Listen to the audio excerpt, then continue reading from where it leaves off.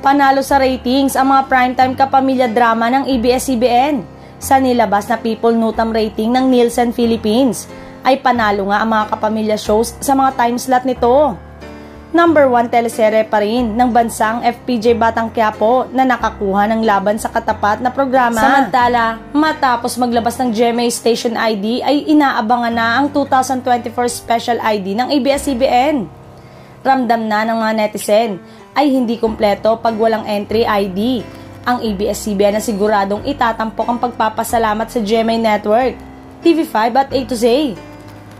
Kung may mga bagong mukha na makikita sa ABS-CBN at mga bagong palabas na aabangan sa kapamilya.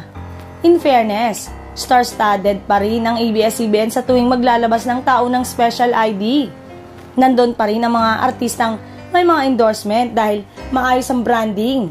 Ang ganda lang na transcending barriers talaga ang mga tema every year sa station IDs.